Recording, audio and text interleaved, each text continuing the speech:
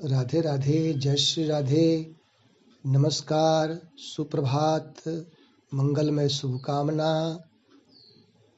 सत्य की खोज, आध्यात्मिक चेतना के विकास, जीवन में संतुलन, तनाव से मुक्ति का सबसे सस्ता सरल उपाय है पुस्तक पढ़ना।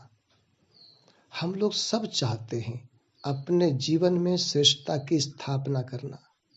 उसके लिए जो आंतरिक मोटिवेशन का, इंटरनल मोटिवेशन का, शाश्वत प्रेरणा का सबसे अच्छा उपाय है वो है पुस्तक। हम अच्छी पुस्तकों को अपना जीवन साथी बनाएं, अपने आदत में ये बात लाएं कि बढ़िया बढ़िया पुस्तक हम पढ़ेंगे। सर्वांगीण व्यक्तित्व विकास, चरित्र निर्माण, राष्ट्रीय चरित्र, सामूहिकता के संस्कार, ज्ञान व बौद्धिक विकास, अपने शब्द शक्ति को बढ़ाना, भाषा कौशल, कल्पनाशीलता, अंतर्दृष्टि शक्ति, इंसाइट पावर, स्मरण शक्ति, धारण शक्ति, रिटेंशन पावर, इन सब को बढ़ाने के लिए और उम्र के साथ ये चीजें संतुलित रूप से हमारे जीवन में बनी रहे, हम इसका सुंदर उपयोग कर सकें सत्य की खोज के लिए, सृजनात्मक रचनात्मक कार्यों के लिए और अपने परिवार को, समाज को, राष्ट्र को, सृष्टि को सुंदर बनाने में बड़ा से बड़ा योगदान दे सकें। निरंतर हमारे कदम बढ़ते जाएं तो सबसे अच्छा तरीका है बढ़िया सुंदर पुस्तक पढ़ना। और ध्यान रहे, आज विज्ञान के इस युग में, बदलते युग में किताबों का महत्व बढ़ता जा रहा है, क्योंकि हम बहुत ही तनावपूर्ण जीवन में चल रहे हैं।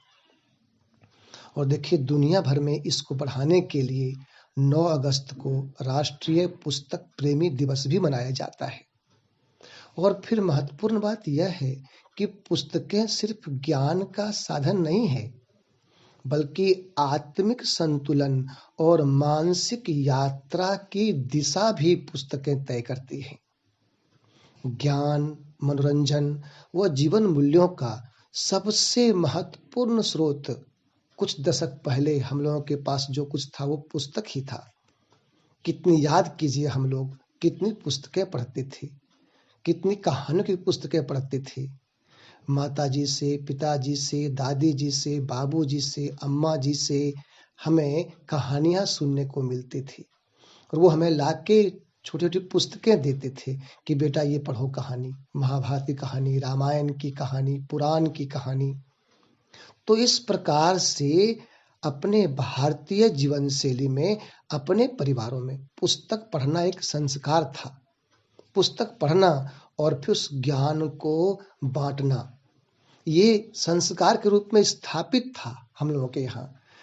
आपको अगर ध्यान में हो, नरेंद्र श्री विवेकानंद की यात्रा के जीवन में हम लोगों ने कई बार देखा है कि नरेंद्र के घर में बहुत ही सुंदर परंपरा थी कि वहाँ पर भोजन के उपरांत परिवार के सभी सदस्य एक जगह इकट्ठे होते थे और वहाँ पर कोई भी माता, भाई, बहन, कोई भी एक पुस्तक, गीता हो, पुराण हो, रामायण हो, महाभारत हो, वो एक पुस्तक या महापुरुष की जीवनी हो, वो उसके अंश को पढ़ते, सबके सामने रखते और सब बड़े ध्यान से सुनते।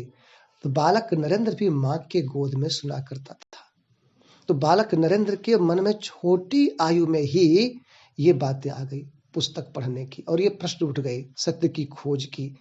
जिस भगवान की बात ये लोग करते हैं, वो भगवान को किसने देखा है और वो नरेंद्र को कहाँ ले गया और विवेकानंद के नाम से कैसे विख्यात हो गई और कितनी कितनी पुस्तकें पढ़ी, आगे इसका हम जिक्र करेंगे।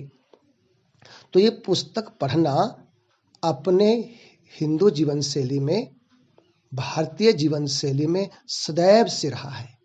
इसलिए अपनी वैदिक परंपरा में जो स्वाध्याय है, स्वाध्याय वो शास्त्र ग्रंथ, इनके अध्ययन करके महापुरुष अपने शिष्यों को वो ज्ञान देते थे रिसर्च करके। और आज इस विज्ञान के युग में ये पुस्तक की जगह स्मार्टफोन, टैबलेट, इंटरनेट, एआई ने ले लिया है। और ये जितने भी साधन हैं, हम इन पर खूब निर्भर हो गए हैं।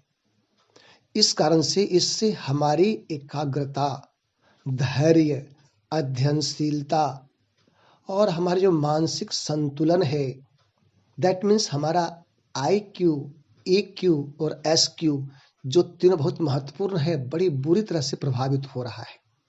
और हमारी युवा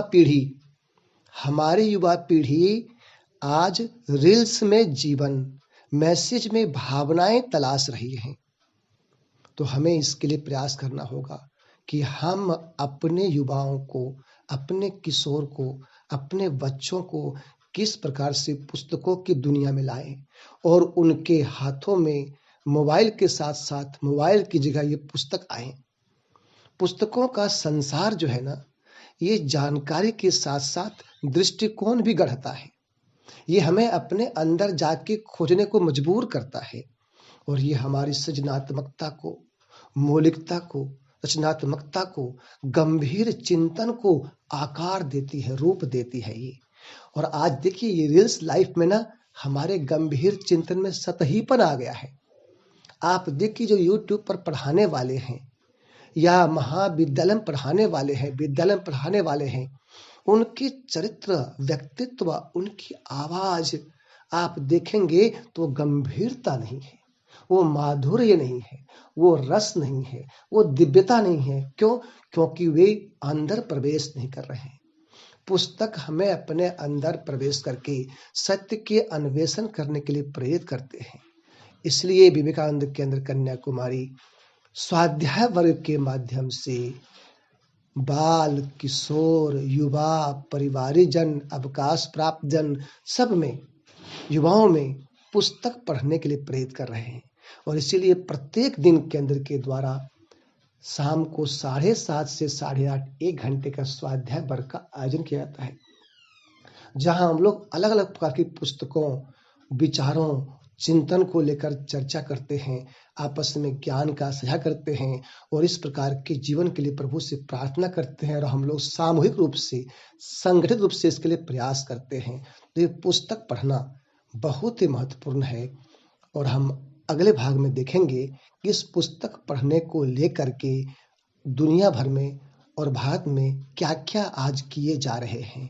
आप सबसे प्रार्थना है, आप सब इस पुस्तक पठन की ओर आगे बढ़ाने के लिए नियमित स्वाध्याय वर्ग में, केंद्र के स्वाध्याय वर्ग में जुड़िए।